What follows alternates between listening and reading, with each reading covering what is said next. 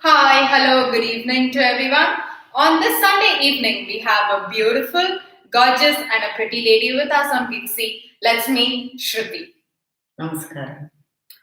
So, to talk a little about Shruthi, as much as I know her, okay, confessing to you all, I've known her for almost like 10 years now, more than 10 years now.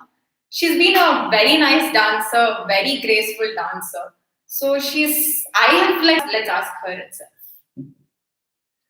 So, Shruti, like now taking back to your, say, the first memories of dance, what interested you? What made you dance? I think it was not something outside, or it wasn't an external energy or a space that made me dance. It was just something that was there, always there. But perhaps because of this small little encouragement that I got from a certain neighbor when I was a child, is is the reason I started experimenting with movement. I don't know to what extent I can call it dance, but yes, I started moving. I started enjoying moving to music. And the more people said, "Oh, this is beautiful," it kind of encouraged me. Children are like that, right? Yeah. They feed on things like that, and it kind of encouraged me. And those are the first few memories of dance that I have.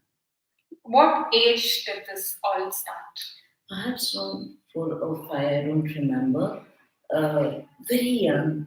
I wasn't even in school, I think, at that time. But yes, it wasn't like mine is a very unusual journey towards dance. It wasn't like at the age of 4, my parents took me to a great master who taught me how to dance, and that became my memory. It was never that. It was very, in fact, if I could use the word organic, it wasn't an external thing at all. It was something that I found in myself. So now, if we have to like talk about your dance, say whether it be Bharatnatyam, Mohiniyattam, or the other forms, I'm sure I've seen you like do contemporary, I've seen you teach contemporary. So I wanted to like what made you to choose that particular art form, or what is the interest that pulled you to that art form? Okay, so I think somewhere in high school, I remember I've said this in many interviews also, because this is one of the questions that is always quite common. That around in high school, I heard this printing machine or a Xerox machine, this photocopying machine, something that went on a certain rhythm. So I was waiting for my copies to come out, and I was sitting there, and I choreographed a whole movement a whole sequence in my head. That's when I realized that this is what I want to be. I want to be a dancer and I want to create movement. Even though I discovered that that is going to be my path or my journey, it took me a long time to actually find a teacher. In fact, I found Ashok sir, who's my first teacher, only at the age of when I was in first PUC or something like that, and in 2000, and met him, and only because he was in the neighborhood. So went to him, and I was very interested, or rather, the movement of Mohiniyattam and Odissi, the grace of it and the look of it was something that I liked and I was attracted to. So I just walked in. I was so ignorant of the dance world that I just walked in and I asked him if he can teach me Mohiniyattam or Odissi. He looked at me for some time, and he had just returned from a world tour or something like that. I didn't even know how popular he is. Um, and he looked at me and very humbly told me, "I can teach Bharatanatyam. Do you want to learn?" So, in my head, there's no difference at that time that Bharatanatyam, Mohiniyattam. I knew they looked different. I had no idea what it was. And then I also thought for some, like a few seconds, and I thought, okay, anyway, the summer is on. I'm doing nothing during vacations, might as well join. Yeah? So, and I said yes to Bharatanatyam. But then from then on, it's like, It's never stopped. The summer vacation has never stopped. So the more dedication started in PU around, you said. So Yeah. how was it in school? Like, were you participating in the annual days? Were you like Yeah. attracted by that? How was competitions happening? Were you missing classes? And did you have chota mota fun here or there while missing classes? Yeah, in fact, in high school, I have even helped the nursery teacher choreograph things for their classes. So I was always known as a dancer, even in high school. Maybe not before that, because at that time I did not have the confidence within me to be a part of a stage show. Whether it was dance, music, that didn't matter. Somewhere in high school, I had this confidence to be a part of a dancer, or rather, part of a dance show. And somehow that confidence came in me because I knew that I was a dancer from within. So anything else I might not touch. But during high school, I explored the idea of being a dancer on stage, that is, being a performer. And yes, I have had fun missing classes and the attention you get because Definitely. you're now you're like this dancer and stuff like that in high school. So I had fun. Won competitions which had I think it mattered at that time that you win competitions because it So comes. there's no regrets, no, saying Of that course not. like if I hadn't missed that class that day, maybe I would have been somewhere else. So that regret is never there. No, I don't think there are no regrets in life as Careful, such. KP, your teachers might be watching you. No, there are no regrets at all in life as such, but definitely never regrets for missing the classes. I was not even though I have masters in dance, masters in English, and I plan to do my PhD forward, even though that's all there, I think anybody who has taught me academics would be shocked that I have these many degrees because I was never interested in them. Never in classes. Wasn't no not not interested, so never regretted it.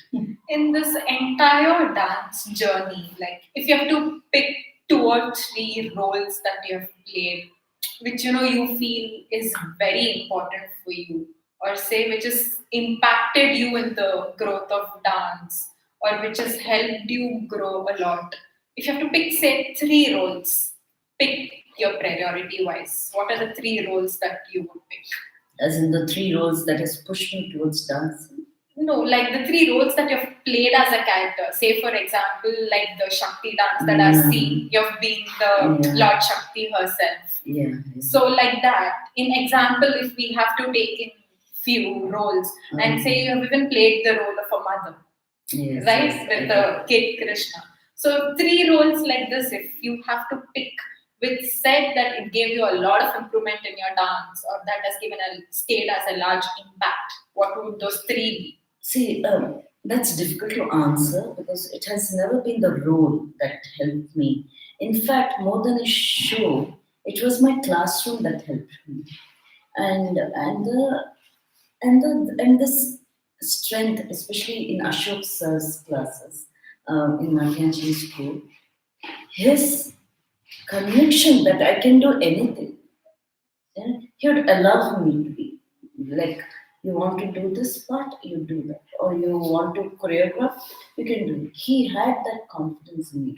That led to a lot of growth. So even though I'm not doing Bharatanatyam now, it was that which inspired me to improve myself. Yes, I need to improve myself. I have been given this opportunity, and of course, playing Shakti or playing a mother or playing everything started there. Okay? And you have to, I don't know if you remember, you people were so small. And even though you know me as KP, I joined and I was a part of Natyanjali when I was in perhaps first year degree, as in not proper regular classes. My PUC was more like in small pockets. I was in that batch which had, the housewife or the doctor who all come once in a while. I came into a regular batch only during my first year degree or something like that. And they're all small children. and there is me, right? And but even at that time, for him to pick out talent and then be able to say that yes, you what you're doing is good, and you can play Shakti, and at the same time, in a few years' time, he said you can play Ravana, you can play this. And so I played a lot of characters when I was in Natyanjali school. I've played a Devi, I've played an old woman, I've played a mother, I've played Ravana, I've played so many variety of characters. Vasanta Seni, and it had, I think if I had continued, I'd still be playing a lot of characters. So that inspired me. I can't say these three roles gave me. And in fact, even if you take it from my personal life, after being a mother, I could play the character of a mother better. Okay. Because I knew, like, I remember in Mysore when I was performing, and I was playing Parvati, and she's feeding Ganesha, or rather, she's doing some work, and Ganesha cries. In his cry, she could make out that it's a cry of hunger, and she's not worried. She laughs. So the experiences in life taught me that this is how you react on stage. So I would say it's the other way Other around. way around. Yeah. Okay. Roles in life has inspired me a lot to To be be a a better dancer, better performer. better performer. Yes. So trust me, guys, she's speaking so much out of like say so much of experience. Ask her, name her the place she's roamed it. She's performed in many places. So don't you think you will want to know which is her favorite or say the most wanted place that she likes to perform? Or if you want to know any of her, say a feedback or a memory, something that gave her butterflies in her stomach while she was performing, let's ask her about it. So, can you just tell us any, like, say, the most memorable performance or plays or something that meant a lot to you out of all this India, outside India that you have gone? Um, Sincerely, it's a little difficult because each stage, regardless of the time or space that you're in, each performance is. I'm sure it sounds cliched, and I'm sure a lot of people have said it, and people will still say it, but it is true that each time you perform, it's a new performance, regardless of how much experience you have. I think one of the most memorable things was performing. In very close to Meenakshi temple as Shakti. I was playing Shakti that day. We went to the Meenakshi temple before we went and performed. That was a performance that was extremely spiritual for me. And I remember my teachers also saying that when you performed that day, it was something very different. And It was more like the God showered yeah, extra blessings yeah, on you. unfortunately. And I think being in Australia this summer was an extraordinary feeling for me because I worked with Shastram, and it wasn't just performing Mohiniyattam, but it also involved theatre. It was quite challenging to hold that large a theatre all alone, and maybe to support me there were two or three other dancers who came in and went out. But it was it evolved me as a dancer because I choreographed that part, I've written certain parts of that script, and I performed something that my teacher had taught me, Nikuti Doguru Nirmala Panika. And it was a very special moment for me to be performing at Perth. They always say dancers are multitaskers, and this is somehow very true when you come and see Shruthi. She's not only taken dance as a profession, but she also has another professional life. Let's hear a little about her professional life and what she does other than dancing. So, if you could tell us a little about your education as a teacher, like how you teach the kids, some a Yeah. little few words, and then we'll move on to how you are as a dance teacher. Okay, so yeah, I teach in a high school. I teach English and civics. I started that journey 10 years back and when I used to teach in Jain College as a lecturer. At that time, I quit it because of some personal reasons, but mostly because I felt you needed a certain kind of a wisdom. You needed wisdom to teach children. And at that moment, I genuinely felt I did not have it. I was a good teacher. I could control a class. I did my research, I went. But then there is a certain amount of wisdom that is required when you teach. And I felt the lack of it. So I have, after 10 years, now very recently joined back. But this time I wanted to teach high school. And I'm enjoying because I'm learning so many things from my students. So yeah, that it's a interesting experience. How is the classes going on? So, how are your students? Do you teach them only Mohiniyattam or only Bharatnatyam? This is What my is dance class. yeah you're the talking dance about. class? Yeah. So, what is the say brief of your class? How your class runs? So Tamara Dance Center started in 2013. We are very young that way, but we have already had 100 students coming in. That's a So, great number. yeah, it's a great number. That's it. It's Let's organic. go. It's 100, and it has been a wonderful journey so far, and we're still counting. So this month there are two, three other people coming in who are international students and international, what's that word, but then people from outside India who are coming in for classes. So we are stepping higher. The interesting thing about teaching dance is that it is not age specific. So your class will not have people belonging to a particular age or particular amount of experience that they have. So my groups are usually mixed. They're mixed in age, mixed in experience. But from last 1 year, what I've realized is that for adults, it's better to teach them alone. So all adults who come for classes are taught alone. As in it's solo classes. Okay, one Because on one. one on one. It needs to be one on one because they're coming back after a long time or they're very fresh to dance. They might have health issues, they might not have health issues. They go at different speeds. And as adults, we do not have the patience that we had as a child. You don't want to wait for the other person. And usually, when you come, um, usually if adults are in a group, they might get distracted and they might get into different kinds of conversations. But when it is one-on-one class, their complete energy is with me. So I understand their mood, where they come from, how much they can take in that class, how much they can't, and the timings are flexible. So if they miss a class, it is not like they miss a particular class. It is moved to a different time. So they say for 8 classes Four. instead of monthly. Okay. So it works like that for adults, while children learn better in a group. So we work as a group as children. That's how Tamara Dance Center works. That's so much interesting to hear. I can go on and on because I'm a dancer and I love dance.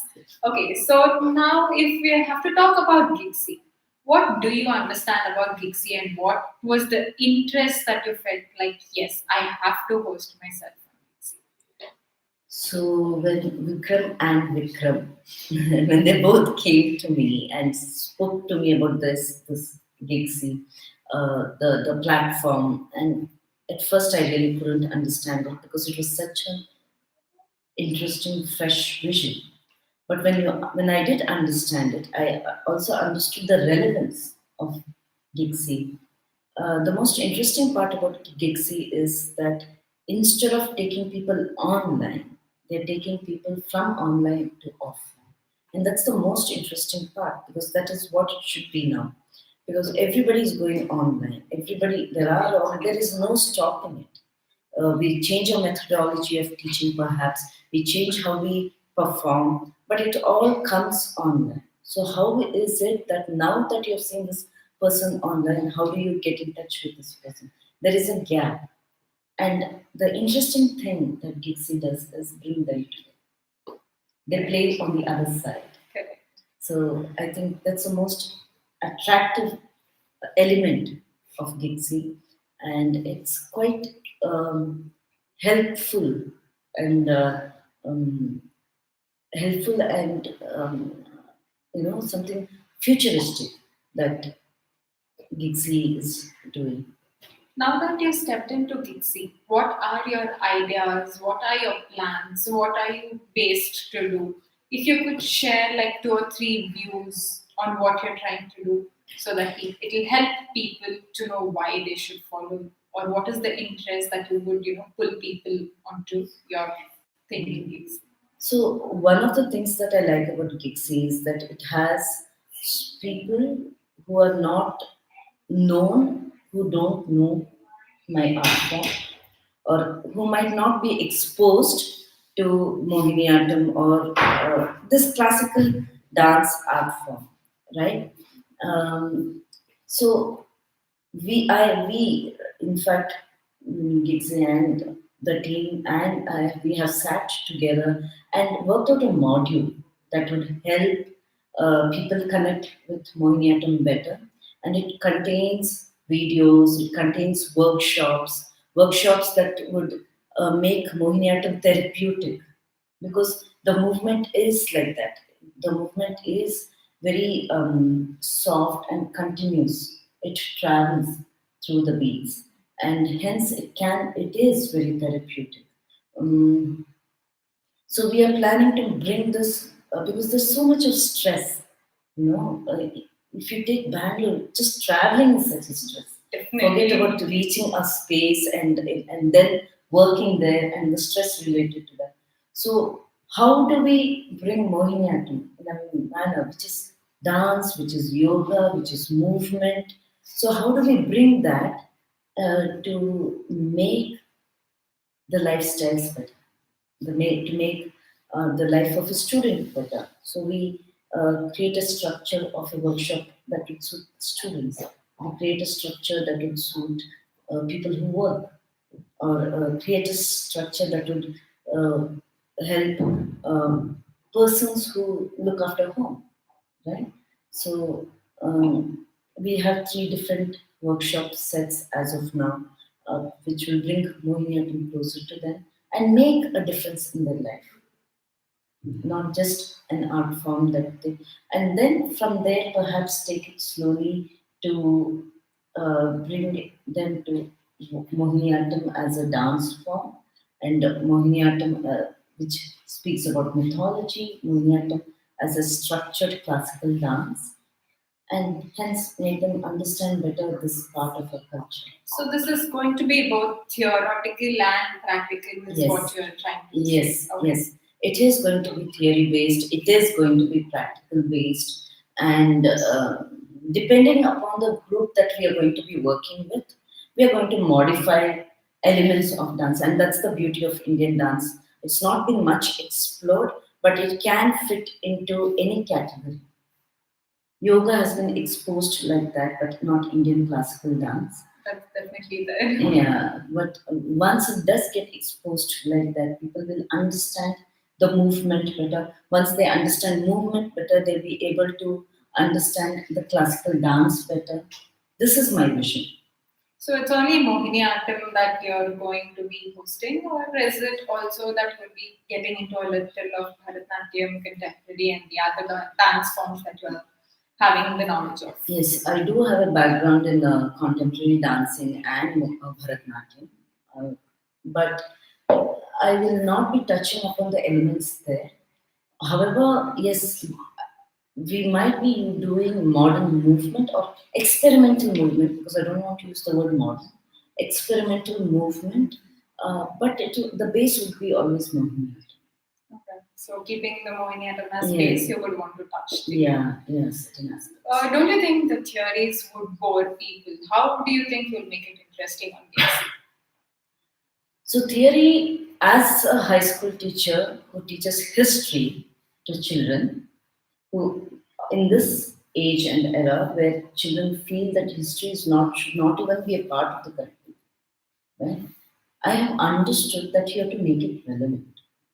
So when you make theory relevant in a person's life, there is no way they would not be interested in it. And if even if I have to say hastas, can you do this with your wrist? If you can do only this much, then isn't it that your wrist is not flexible enough? Shouldn't you be working on that? So when you teach hastas, patakam, mudrakim, katakam, can you say it that way? So you work on different dimensions. You work on language, you work on flexibility. So you need to cut it out and teach theory in a manner that they understand. And they understand it in a manner only if it is relevant to them. So if you teach that way, any theory becomes relevant. Theory is basically in paper what could be practical. Right? So you just have to explain that this is practical and this is what it is. And, and hence, whatever you're going to do, you can understand it better and easier if you understand this. Can I just get a small glimpse of how you're going to teach in Gigsy? So teach me now so that people will get interested in, hopping more to follow. Just a small few hand moments considering we're sitting. So Okay. So since Navya is an artist herself, keeping that in mind, I would assume that you would be belonging to a group of dancers who are seeking a workshop. Okay, let's keep that in mind. And since you're a Bharatanatyam dancer, uh, Abhinaya, how do you use face to make your Abhinaya better? Okay, and how do you use movement of wrist so that so that it helps you in your dancing? So what I tend to see in a lot of dances is that the eyes go faster than the hand movement. So it is not like your eyes and hand follow together when it should. Before your hand can reach there, your eyes are already yeah, there. sometimes that happens. Yeah. So that change, if you do this instead of that, Yeah. so that's an exercise for that. So if you could let your hand lead your eyes. When it goes down, try not to bring your eyelid down. See, between what Navya is doing and what I'm doing, I'm sure you saw a difference. Definitely. So you need to follow your hand. Instead of your hand leading, this will be your hand leading, The eye. sorry, your eye leading your hand, but it should be the other Yeah. way. Your yato hasto tato drishti. So your hand should lead your eye. So that would be the way. Wow, this was such a nice feeling. And wasn't it like wonderful? It was truly wonderful, right? If you want to have such more experiences, I think you should know where to follow Shruti on.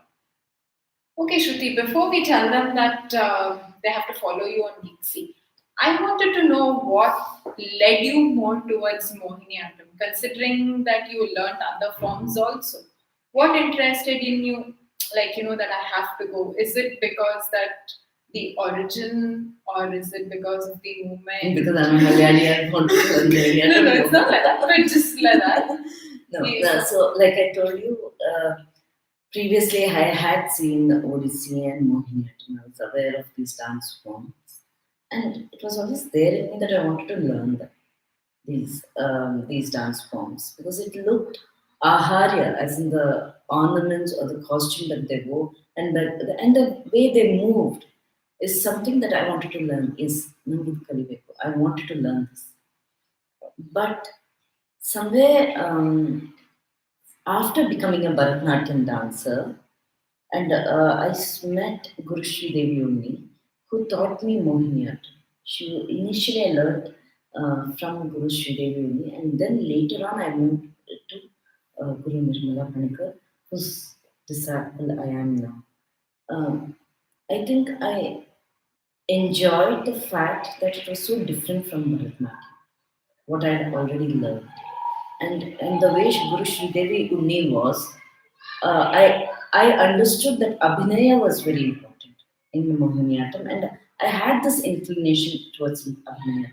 Even while doing Bharatanatyam, I was known for Abhinaya. And that is what took me there.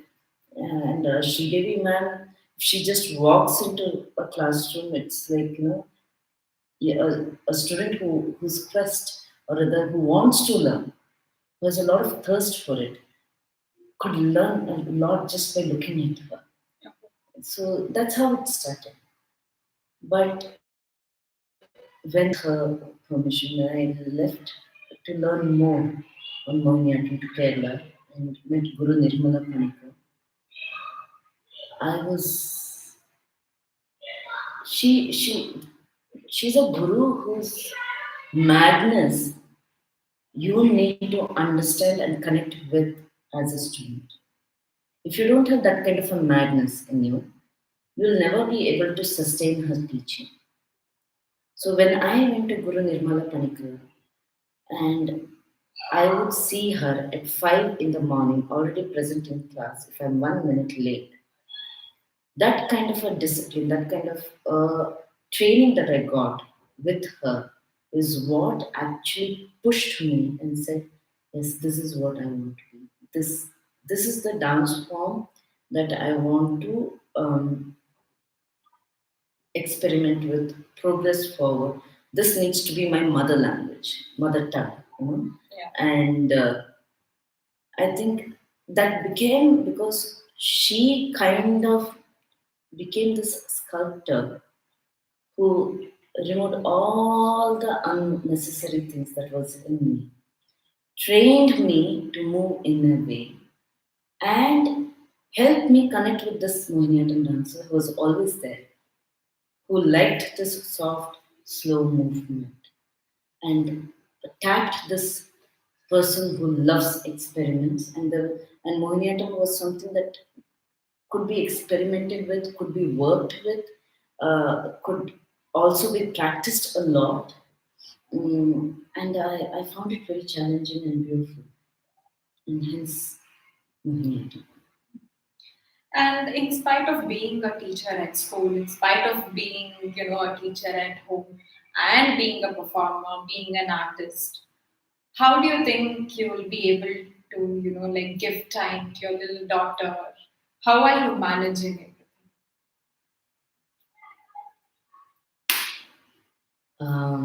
With Tamara, it's Tamara. Say hello.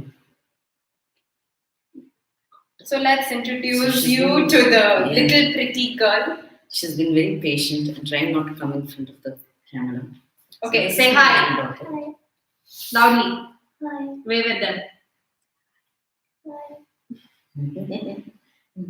Okay, and yeah, so with Tamara, it's she's a part of my classes most of the time, and sometimes she's with mom, sometimes she's with my partner Johnny, and we. I have this system that is running, which the system that is in love with this being. So it has never been difficult. Tamara is, like how traditionally in India they say, or rather, it's a global thing that a child is brought up by a village.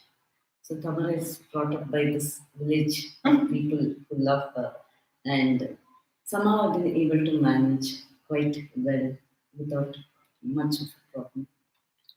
If you follow Shruthi on Instagram, Facebook, in most of her posts, you see this little partner. I think all of you are lucky to see that little partner today. Do you Can't want to stop say staring. something? Say something to them.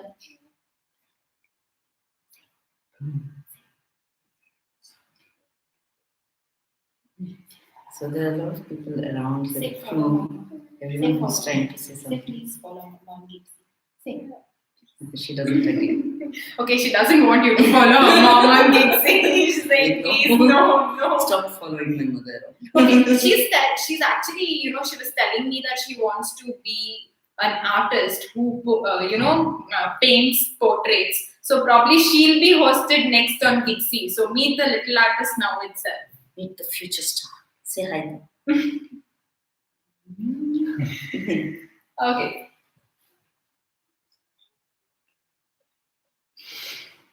There she goes. She's preparing what to tell first. She needs the umbrella farmer.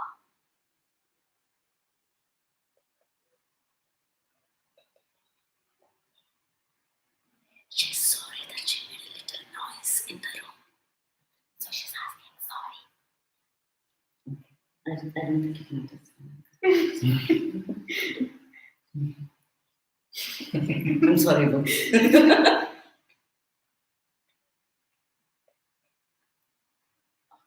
I can't tell you the next one. Okay, so let's follow this beautiful lady out there on Gigsy. If everyone wants to know what more interesting stuff she has for us, then I guess you all know what you have to do. Pick up your phones right away, log on to www.gigsy.in/my-account. Request you all to register. Before that, I have a question by her sister, Mega KP. Do you think age is important element to learn this form of dance? And no. Age, I think the only category of age that I look at is that minimum age of 5, because I think that's when they understand what's movement, and they have that time and patience to actually sit in a classroom and understand what is happening. Traditional dance is a little difficult to follow otherwise. And I think around the age of 8 or 7 is it's like absolutely the perfect time. A child's body is strong enough to learn classical dance. But as for maximum age, it's limitless. There's nothing called maximum age. But there's always been an exception. Tamara has been learning from the time she's in mama's stomach. No, Tamara? No. Our favorite answer today is this. It's okay. She's otherwise too naughty, trust me. So let's ask them to follow mama. She's not liking this idea that you're asking people to follow her mother. It's okay. Don't be so protective. Okay, so all of you all, sorry for the disturbance that was happening. So let's log on to www.gigsy.in/my-account. Please register. It's free. And only then you get to see more of this beautiful lady. Yeah, and the most interesting thing about it is that the work that is displayed on Gigsy, that some of the work that you might have to pay a very minimal amount, is not there anywhere else online. So it is protected and it is exclusive. So if you want to support our work, and if you want to see work that is done and which is not seen anywhere else and is exclusive, please register on Gigsy. You also, the registration does not need a new email ID, new password that is going to like eat your head remembering. There is easy options like Facebook and Google Plus. I'm sure all of you are on Facebook other than Google Plus. So make yourselves very free and log in.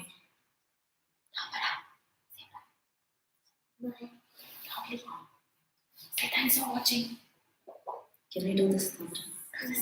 It's okay. Say loud. Say bye, please. Okay. Thank you so much.